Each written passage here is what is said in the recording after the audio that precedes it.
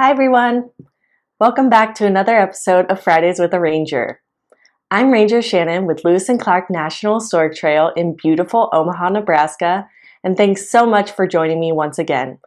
I'm back at the kitchen table in my apartment, ready to dive into another interesting topic from the Lewis and Clark expedition of 1803 to 1806. For today's video, I'm going to be discussing what I believe to be one of the more interesting feats that the Corps of Discovery accomplished while spending the winter of 1805 to 1806 at Fort Clatsop in present-day Astoria, Oregon. Shown is a recent photo taken of the Fort Clatsop replica. The photo is taken from about 20 feet outside the fort's entrance.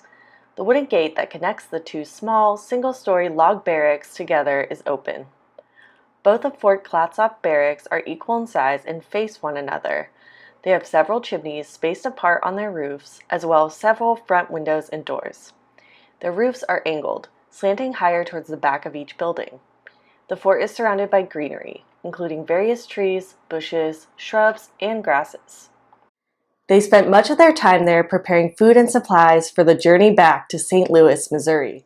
Most of their clothing and shoes completely rotted during their travels to the Pacific Ocean, so they knew they needed to be prepared, especially in terms of shoes. They mostly wore moccasins during the journey, made from deer, elk, or buffalo hide turned into leather. Shown is a photo of 3 different sized moccasins. On the far left is a child's moccasin, in the middle is a woman's moccasin, and on the far right is a man's moccasin. Both the women and child's moccasins have a rounded toe, while the man's moccasin has a pointed toe. All 3 are made of a lightly tanned animal hide, go up to the ankle, and have slits around the top where the laces are wrapped and tied at the front. Buffalo hide proved to be the thickest, so it's likely that they used this for the soles and deer or elk hide for the tops of the shoes.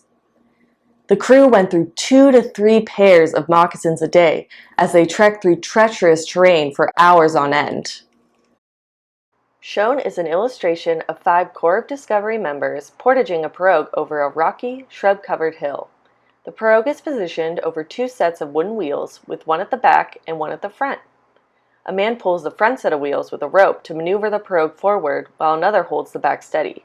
The 3 other men stand on both sides of the boat and push it forward. Prior to the start of the expedition, Captain Lewis only purchased 20 pairs of leather shoes, which was definitely not enough. Had he followed the U.S. Army standards for outfitting a 2-year expedition, he would have purchased 8 pairs of shoes per member. That's 240 pairs for 30 people. Why he didn't do this is probably because he assumed most of the journey would be made by boat, or he'd already intended for the crew to make moccasins for the return journey during their trip.